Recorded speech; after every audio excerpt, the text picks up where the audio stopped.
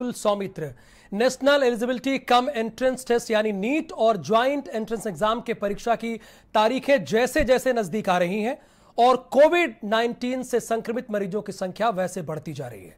ऐसे में नीट और जेईई मेन की परीक्षा में शामिल होने जा रहे विद्यार्थियों और उनके अभिभावकों में चिंता बढ़ती जा रही है कि कहीं फिर ना नीट और जेईई मेंस की परीक्षा तिथि में बदलाव कर दिया जाए।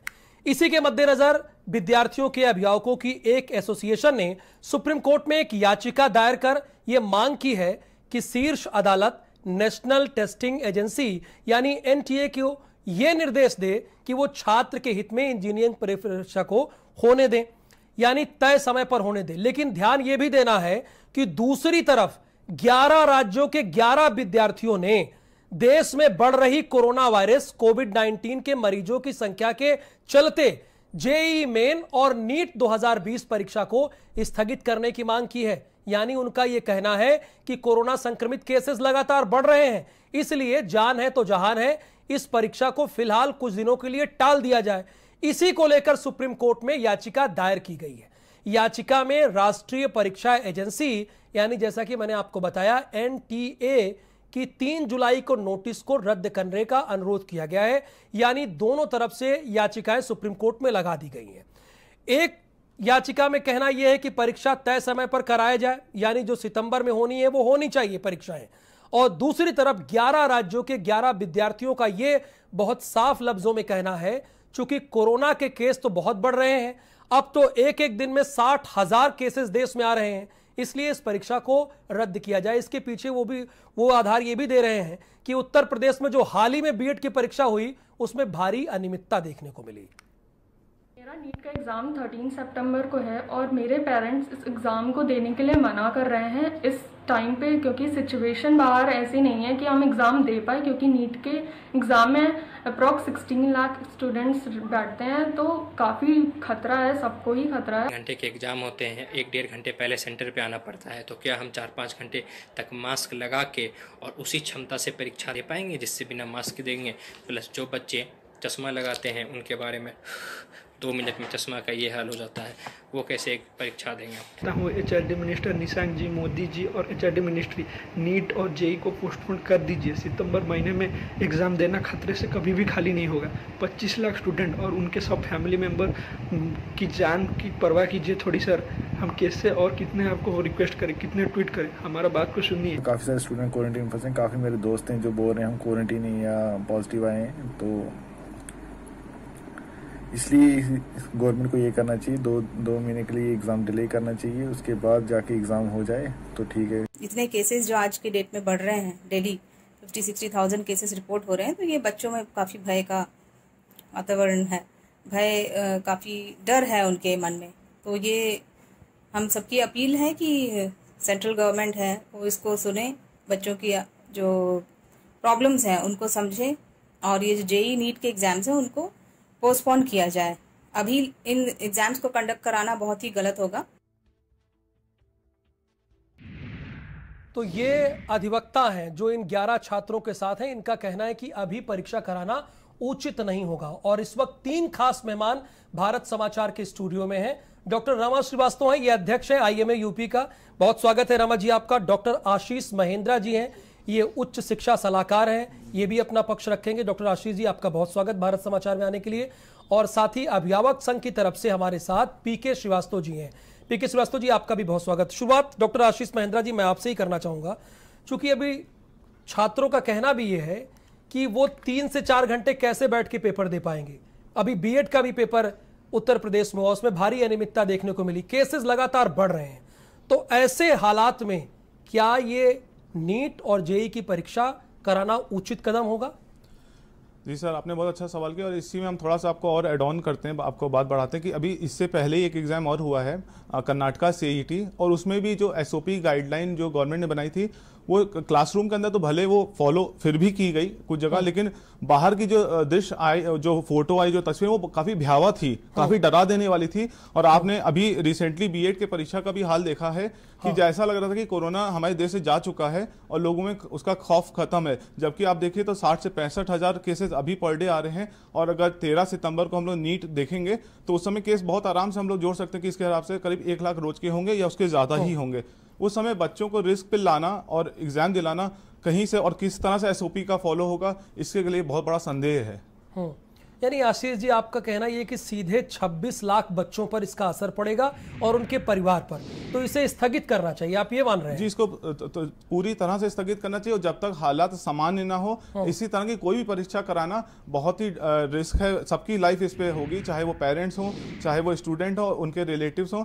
ऐसा रिस्क हमारे हिसाब से सरकार को इस स्थिति में नहीं रहना चाहिए। जहां पार्लियामेंट और जुडिशरी भी वर्चुअल चल रही है, तो हम बच्चे को क्यों हम एक ट्रायल लैब बनाएं, क्यों उन पे हम सारे ट्रायल करें। और हमें पता है हमारे देश में एसओपी कितना फॉलो हो सकता है, ये हम सब बहुत बेहतर ढंग से जानते हैं। तो इससे तो उनका साल भी बर्बाद होगा आशीष जी। सर देखिए, एक तरफ आपका एम्बिशन, एक तरफ लाइफ है। अगर कंपेरिजन हमें जिंदगी और एम्बिशन में करना है तो ऑब्वियस है जिंदगी पहले है, जिंदा रहे तो दोबारा हम लोग पढ़ लेंगे, दोबारा डॉक्टर इंजीनियर बन जाएंगे। लेकिन हमारे ये फ्यूचर है बच्चे, अगर इनको नुकसान होता है कि इनके अभिभावकों को होता है तो वो शायद वो हम लोग को कभी माफ नहीं कर पाएंगे। रमा श्रीवास्तव जी भी हमारे साथ है। रमा जी, यहाँ पर डॉक्टर आशीष महेंद्रा का ये बहुत क्लियर कहना है कि एक तरफ तो हमारा लक्ष्य है, दूसरी तरफ हमारी जिंदगी है। और जो अभी हाल ही में परीक्षा हुए हैं, चाहे कर्नाटका में ले लीजिए, उत्तर प्रदेश की बीएड परीक्षा में ले लीजिए, जहां परीक्षाएं हो रही थी वहां व्यवस्थाएं तो ठीक थी, लेकिन एक साथ आप 100 विद्यार्थियों को, परीक्षार्थियों को छोड़ दे रहे हैं, तो बात तो वही हो गई, ढाक के 3 पात। हाँ, आशीष ने बिल्कुल सही कहा है कि एसओपी जो भी बनाया गया है वो फॉलो नहीं होता है। एग्जामिनेशन सेंटर्स के नंबर्स बढ़ा दिए जाएं, ठीक है, वहां सोशल डिस्टेंसिंग मेंटेन की जाए और 3-4 घंटे मास्क पहनना कोई मुश्किल काम नहीं है, ये कोई वजह नहीं है पोस्टपोनमेंट की। लेकिन ये बहुत स्ट्रॉन्ग रीजन है कि कोरोना के फैलने का, संक्रमण के फैलने का जो संख्या है उसमें बहुत ज्यादा बढ़ोतरी अचानक हो सकती है। अगर अभी एग्जाम्स लिए जाएंगे तो ये परेशानी का डर तो लगा ही हुआ है, क्योंकि 100% फॉलो करना प्रैक्टिकली पॉसिबल ही नहीं है। एक बच्चा एग्जाम देने आता है तो 4 उसके घर वाले आते हैं और वो सब बाहर इंतजार में बैठे रहते हैं। उनके लिए खाने की व्यवस्था, पानी की व्यवस्था और सोशल डिस्टेंसिंग इत्यादि को व्यवहारिक रूप में संभव नहीं हो पाता है मैनेज करना। इसलिए ये परेशानी है। डर तो सारे लोगों को लगा हुआ है संक्रमण का। बिल्कुल स्वाभाविक है। परीक्षा इस वक्त पूरे एहतियात के साथ कराई जाए तभी ठीक है, वरना बिल्कुल ठीक नहीं, चूंकि 26 लाख परिवार का सवाल है ये। पीके श्रीवास्तव जी, एक संघ है, अभिभावक संघ है, वो गया, उनका कहना है कि साल ना बर्बाद हो इसलिए परीक्षा समय पर कराई जाए। इस पर आप क्या मानते हैं? चूंकि डॉक्टर आशीष का ये साफ कहना है, इसमें जो 26 लाख बच्चे हैं और उनका परिवार, यानी 26 लाख में 4 और गुणा कर दीजिए, वो बढ़ता जाएगा, वो भी कोरोना संक्रमण के जद में आ सकते हैं वो लोग। देखिए राहुल जी, ये देश का दुर्भाग्य है कि सर्वप्रथम जब कोरोना एंट्री की इंडिया के अंदर, तो भारत सरकार ने 4 महीने के लिए, 3 महीने के लिए पूरा लॉकडाउन कर दिया, कोई भी घर से एंट्री नहीं थी। और ये जो परीक्षाएं कराई जा रही हैं, इसके पीछे एक साजिश है कि जो ये शिक्षा माफिया हैं, जो शिक्षा प्रबंधक हैं, वो उनके प्राइवेट स्कूल कॉलेज चल रहे हैं। अगर एग्ज़ाम नहीं होंगे तो जो बच्चे फेल होंगे वो उनके यहाँ जाएंगे, ठीक है। और ये जो कोरोना महामारी फैली हुई है, अभी बीएड के एग्ज़ाम हुए हैं, अनियमितताओं का दौर था, अभी हम मास्क लगा के नहीं जाएंगे रोड पे तो मेरा चालान कर दिया जाएगा शासन प्रशासन द्वारा। और इतनी अनियमितताएं हो रही हैं। जो नीट के एग्ज़ाम होने जा रहे हैं, जो निजी मेडिकल कॉलेज हैं, जो सरकारी मेडिकल कॉलेज हैं, मैक्सिमम जो निजी मेडिकल कॉलेज है उसके जो संचालक हैं, जो प्रबंधक हैं, वो एमपी एमएलए हैं। वो किसी भी कीमत में चाहते हैं वो एग्ज़ाम हो, बच्चे मर जाएं, परिवार मर जाए, उनको कोई लेना देनी है। क्यों? क्योंकि एक बच्चा जो एमबीबीएस की डिग्री लेके आता है वो 1 करोड़ से ऊपर खर्च करता हुआ अभिभावक उसको डिग्री को खरीदने के लिए। अगर इनके एग्जाम इस साल सत्र शून्य कर दिया जाएगा तो उनको अरबों रुपए की हानि होगी। राहुल जी, ये अहम विषय है। भारत सरकार, प्रदेश सरकार इस पे नहीं सोच रही है।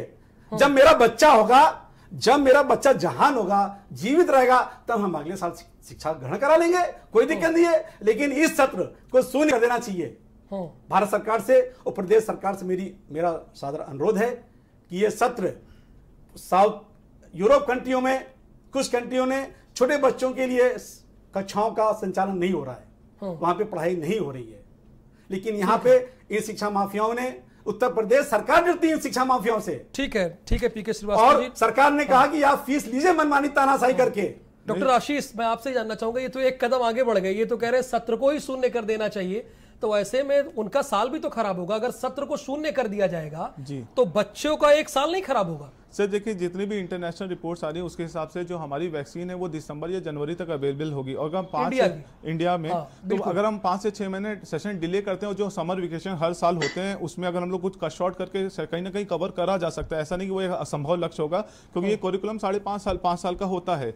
तो हम लोग जो इंटर्नशिप होती है MBBS के बाद और जो हमारा बीच में वेकेशन होते हैं, जो छुट्टियां होती हैं, उनको रद्द कर देंगे, क्योंकि ऑलरेडी बच्चों ने बहुत छुट्टी ले रखी है। और हम इसमें एक चीज और ऐड करना चाहेंगे, जब इतने ऑर्गेनाइज सेक्टर जो आपका IPL है, जो आपका वर्ल्ड कप 2020 है, इतने बड़े बड़े आयोजन जब रद्द हो गए, जिसको हिम्मत नहीं कर पाई कोई संस्था कराने के लिए, जिनके पास पैसे की कमी नहीं, जिनका संस्थान की कमी नहीं, हिम्मत की, लेकिन विदेश में विदेश में भारत की स्थिति हिम्मत नहीं, उनको जो सुविधाएं मिलेगी बच्चों को रद्द कर दी गई। पीके श्रीवास्तव जी, बात तो सुनेंगे ना, उनको जो सुविधाएं मिलेंगी IPL के खिलाड़ियों को, इनको कहां मिल रही है? इनको नहीं मिल सकती सर, इनको नहीं मिलती। ये बहुत बेसिक घर के बच्चे। आप सोचिए, बिहार में सिर्फ 2 सेंटर हैं नीट के, पूरे बिहार को कैटर करने के लिए। जो बच्चे दूर दूर से हैं आपके, वो उनको ट्रांसपोर्टेशन की दिक्कत है, रेलवे अभी भी पूरी तरह से संचालित नहीं है, बसें सारी बंद हैं राज्यों की। वो बच्चे आएंगे सेंटर कैसे? उसमें कितने कुछ ऐसे बच्चे होंगे जिनमें कोई सिम्टम नहीं होगा, वो कोरोना पेशेंट होंगे, वो उन बच्चों के साथ बैठे होंगे।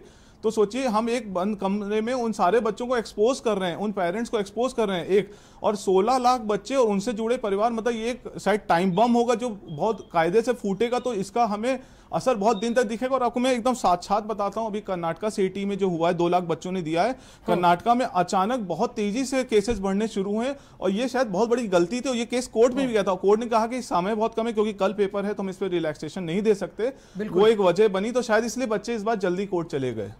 रमा जी, डॉक्टर आशीष का ये बड़ा सीधी सी बात कहना है, उच्च शिक्षा सलाहकार है, कि ये तो टाइम बम जैसा होगा। अगर ये परीक्षा कराई जा रही है इस परिस्थिति में, जब कोरोना के केस 60,000 72,000 के आसपास रोज आ रहे हैं, तो ये टाइम बम होगा। हाँ, इसमें कोई संदेह नहीं है कि एक साथ 16-17 लाख बच्चे अपियर होंगे और उनकी व्यवस्था 26 लाख कह लीजिए मैम, दोनों मिला लीजिए। हाँ 26, क्योंकि जी और नीट दोनों के बच्चों का एग्जाम होना है। सितंबर 6 एंड 13 सितंबर डेट्स हैं। ओके। लेकिन परेशानी यह है कि इतनी व्यवस्था हमारे देश में नहीं हो सकती कि इतने सारे लोगों को सोशल डिस्टेंसिंग पे बिठाया जाए। जैसा अभी बताया कि बिहार में सिर्फ 2 सेंटर्स हैं, कहाँ से 2 सेंटर्स पे लाखों बच्चों को कैसे एकोमोडेट करेंगे? तो ये बात सही है कि ये बहुत ही खतरनाक हो जाएगा अगर अचानक संक्रमण तेज गति से फैल जाएगा। बच्चे परेशान होंगे, उनके घर वाले परेशान होंगे। तो अगर इसको सुप्रीम कोर्ट समझती है कि इसको पोस्टपोन किया जा सकता है या NTA ऐसा डिसीजन लेता है, तो इसमें जान बच जाए तो फिर अगले साल एग्जाम्स हो जाएंगे। देश तो पहले ही 25-30 साल पीछे जा रहा है हम लोगों का इस महामारी की वजह से। जो भी प्रगति हो रही थी वो सब तो नेगेटिव बैलेंस में चला गया है। तो परेशानी तो है ही, लेकिन उसको कॉम्बैट करने का यही तरीका उचित है कि एग्जाम्स को 2-4 महीनों के लिए या अगले सत्र के लिए पोस्टपोन कर दिया जाए। बच्चे पढ़ते लिखते रहें। उन बच्चों को बहुत परेशानी होगी, क्योंकि वो 12th क्लास में जो प्रिपरेशंस किए थे या एग्जाम के जो प्रिपरेशंस किए थे वो सालों भर सेम पेस में करते रहें। ये थोड़ा सा मुश्किल है, निराश हो जाते हैं, उनका समय बर्बाद हो रहा है, उनका फ्यूचर स्टेक पे है, एक अनिश्चितता की स्थिति बनी हुई है, मानसिक रूप से बच्चों के ऊपर बुरा असर पड़ रहा है, ये सब है। लेकिन ये भी सच है कि अगर वो संक्रमण से बचे रहते हैं और स्वस्थ रहते हैं तो वो दोबारा से अपने विल पावर के जरिए अपने स्टडीज को रिकवर कर लेंगे। पीके श्रीवास्तव जी, मैं आपसे ये जानना और समझना चाह रहा हूँ कि क्या हमारे परीक्षा केंद्र ऐसे बनाए गए हैं जो स्वास्थ्य मंत्रालय की जो गाइडलाइन है उसको पूरी तरीके से फॉलो कर लें, और बाहर के परिसर भी, चूंकि वो बाहर भी निकलते हैं, बीएड में यही समस्या देखने को मिली उत्तर प्रदेश में, वहां तो उन्होंने फॉलो किया जहां परीक्षाएं हो रही थी, जब बच्चे बाहर निकले तो सब एक साथ थे। देखिए राहुल जी, जो ये एग्ज़ाम कंडक्ट होते हैं इसके लिए जो जहाँ पे जिस कॉलेज में एग्ज़ाम होते हैं उसके लिए भारी भरकम एक शुल्क है जो दी जाती है। तो उस जो शुल्क होता है, वो शुल्क में तो नहीं जाएंगे, समय आधे घंटे की डिबेट का है। मैं कह रहा हूँ परीक्षा केंद्र हमारे इतने सक्षम है कि वहाँ परीक्षा कराई जा सके, परीक्षा कराई जा सकती है, जो गाइडलाइन है उस गाइडलाइन के अनुसार बिल्कुल कराई जा सकती है। लेकिन आप दोनों बात बोल रहे हैं। देखिए, पहले आपने डिबेट में, चूंकि आपको जनता सुन रही है, पहले आप कह रहे हैं कि परीक्षा नहीं होगी, अब कह रहे कराई जा सकती है। एक चीज तय कर लीजिए आप। बिल्कुल परीक्षा तो बिल्कुल नहीं होनी चाहिए। देखिए सर्वप्रथम क्या है तो कि दूसरी बात कह रहे हैं आप कराई जानी चाहिए। जब स्वास्थ्य हमारा स्वस्थ होगा तभी हम कुछ कर सकेंगे, हेल्थ होगी तभी हम आगे कुछ कर सकते हैं। स्वामी विवेकानंद जी ने यही कहा था कि जब स्वस्थ जीवन होगा तभी हम कुछ कर सकते हैं। Health is wealth. सर्वप्रथम हमारा हेल्थ होना चाहिए, उसके बाद नेक्स्ट चीजें। इस कोरोना महामारी में लाखों की संख्या में डे बाय डे वृद्धि हो रही है, लोग कोरोना से संक्रमित हो रहे हैं। यानी नहीं करा जाना चाहिए। आपकी बात कुल मिलाकर यही हुई कि नहीं होना चाहिए। बिल्कुल नहीं होना चाहिए। डॉक्टर आशीष, देखिए अब तो ये अभिभावक संघ तो आपके साथ खड़ा है, जो आपकी बात है, जो आप चाह रहे हैं, जो डॉक्टर रमा श्रीवास्तव चाह रही है, लेकिन एक दूसरा अभिभावक संघ तो सुप्रीम कोर्ट में चला गया है। उसका कहना है कि बच्चों का भविष्य संकट में आ जाएगा। ये जो अभिभावक संघ के अध्यक्ष हैं ये तो मान रहे हैं कि ना हो तो बेहतर है, क्योंकि जान है तो जहान है। जी बिल्कुल नहीं, श्रीवास्तव जी एकदम सही बात कर रहे हैं सर, लेकिन वो जो लोग हैं वो कौन है, उनका क्या इंटरेस्ट है, ये चीज मतलब कमेंट करना पब्लिकली बहुत ठीक नहीं होगा। लेकिन हम बच्चों के भविष्य को लेकर चिंतित हैं। उन लोगों ने सुप्रीम कोर्ट में ही दिया है सर, जब कि बच्चों के भविष्य की बात। ठीक है सर, जब जिंदगी रहेगी तो ही तो भविष्य रहेगा, जब जिंदगी नहीं तो भविष्य किसका रहेगा। पहले तो बात ये है। दूसरी बात ये है कि अगर हमें पता शेर भूखा नहीं है जंगल में, तो क्या हम इंसान को सामने उसके छोड़ देंगे कि ये तो इसको खाएगा नहीं, ये सोच के हम छोड़ देंगे क्या? भाई शेर है, वो कभी भी हमला कर सकता है। और जिस देश में बिना पुलिस को देखे हम हेलमेट नहीं लगाते जनता, जो बिना मास्क में चालान काटे हम मास्क नहीं पहनती जनता, उस जनता से आप कैसे एक्सपेक्ट कर लें कि वो पूरा SOP फॉलो करेगी? आपका जो भी आप गाइडलाइन बनेंगे वो कौन फॉलो करेगा, उनको कौन देखेगा? ये एक बहुत बड़ा फेलियर होगा, जो ऑलरेडी प्रूव हो चुका। पिछले 3-4 जो भी एग्जाम स्टेट एग्जाम हुए हैं कहीं भी ये कहाँ कि आशीष जरा बताइए। ये KCET एग्जाम बता रहे हैं कर्नाटका में हुए, वहां पे आपका कहना है कि उसके बाद केसेस एक बार की बढ़ गए, कोरोना बढ़ गए। बहुत जो फोटोज आई, तस्वीरें आई, वीडियोस आई, वो ट्विटर और आपके सभी सोशल मीडिया पे वो बहुत। उसके बाद और क्या जिक्र कर रहे हैं? इससे पहले केरला में हुई SLC का एग्जाम, वहां भी यही हुआ, सोशल डिस्टेंसिंग का मजाक उड़ाया गया। और रिसेंटली हमारे यूपी में बीएड का एग्जाम। तो यूपी में क्या दिखा, खामी क्या दिखी आपको उत्तर प्रदेश में जो बीएड का एग्जाम हुआ?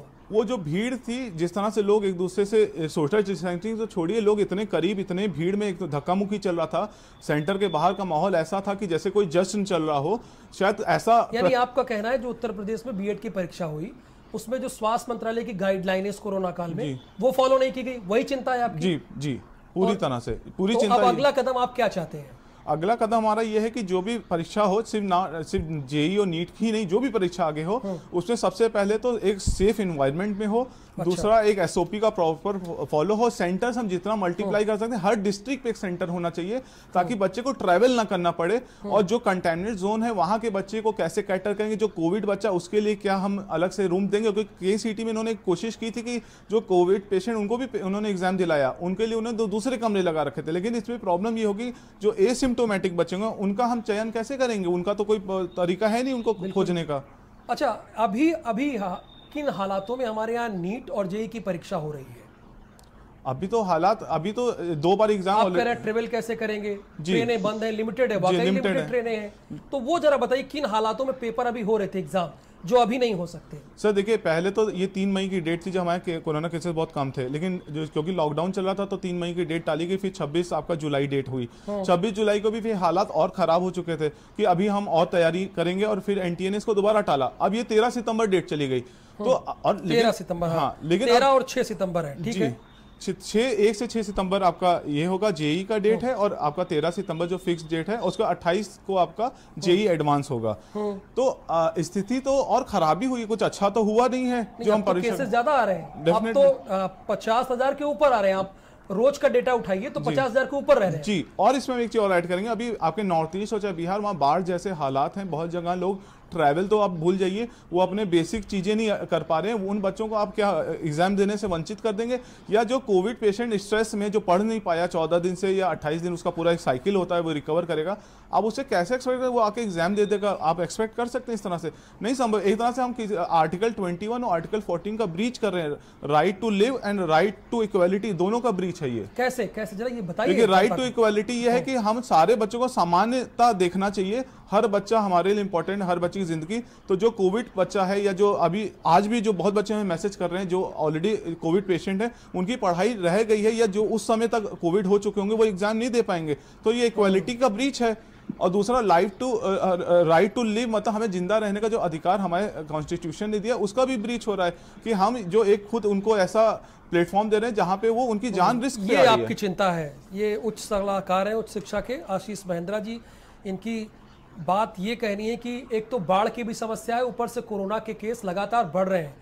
रमा जी, ये इनका कहना है कि ये हमारे संवैधानिक अधिकार भी है और उसका भी ये उल्लंघन है। डॉक्टर आशीष का ये भी कहना है और इनका ये साफ साफ कहना है कि ऐसे हालात में एग्जाम नहीं कराए जाने चाहिए, क्योंकि छात्रों पर इसका गहरा असर पड़ेगा अगर एग्जाम कराया जाएगा। जिनके एग्जाम छूटेंगे उन पे क्या असर पड़ेगा, ये इनकी चिंता है।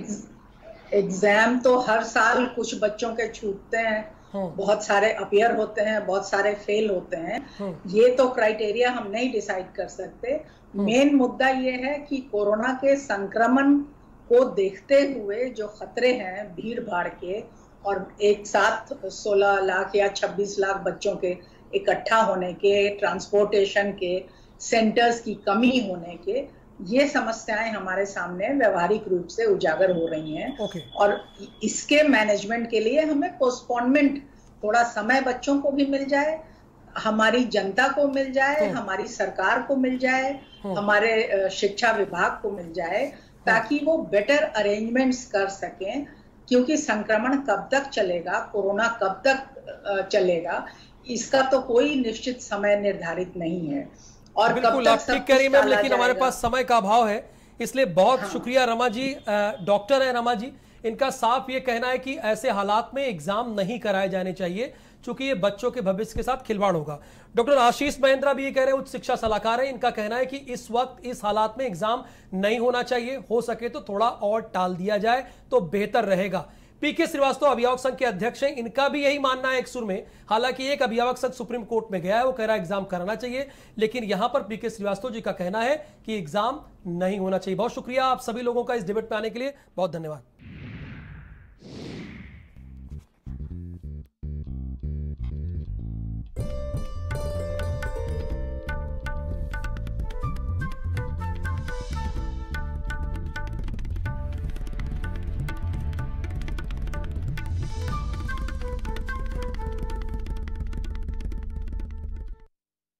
Swami Vivekananda Subharti University, one of the leading universities of North India. 250 acres campus, 220 plus professional and vocational programs, 20,000 plus students, state-of-the-art infrastructure, 100% placement record. Come, give wings to your career with Swami Vivekananda Subharti University, where education is a passion. NH 58, Meerut, Delhi, NCR. Full and final TV की पहली feel good debate. जरूरी ज्ञान समझना आसान, शोर नहीं सिर्फ शोर। फुल एंड फाइनल, ये नहीं देखा तो क्या देखा। रोज शाम 4 बजे TV9 भारतवर्ष, अब तो सब देख रहे हैं। डॉक्टर आर्थो आपको देता है दर्द से पूरी आजादी, एक भरपूर जिंदगी। ये कोई टेम्परेरी पेन किलर नहीं, आयुर्वेदिक औषधि है। ग्रोमेट की तरफ से ये मैसेज जनहित में जारी। कोरोना वायरस से बचाव के लिए किसी भी साबुन से अपने हाथों को बार बार धोएं और हाँ, अल्कोहल बेस्ड हैंड सैनिटाइजर का ही प्रयोग करें। खुदी को आजमाया है तो ये अंदाज आया है, खुदी को आजमाया है तो ये अंदाज। तुम में भी मैं हूँ शुद्ध प्लस पान मसाला। बड़े बड़ों को पीछे छोड़ा। टीवी 9 भारतवर्ष ने रिकॉर्ड तोड़ा। देश का number 2 news channel TV 9 Bharatvarsh का परचम बुलंद। टीवी 9 भारतवर्ष, बिना शोर शिखर की ओर। टीवी 9 भारतवर्ष, अब तो सब देख रहे हैं। डॉक्टर आर्थो आपको देता है दर्द से पूरी आजादी, एक भरपूर जिंदगी। ये कोई टेम्परेरी पेन किलर नहीं, आयुर्वेदिक औषधि है।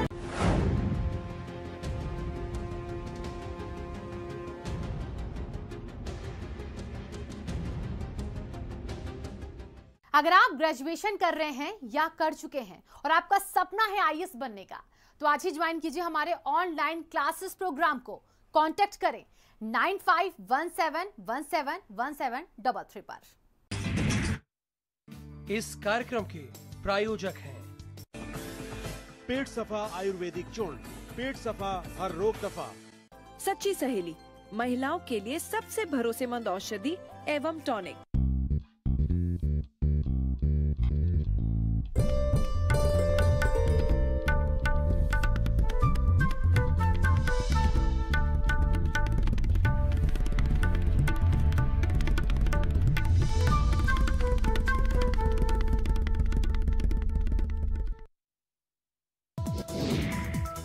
उत्तर प्रदेश में 24 घंटे में मिले 4197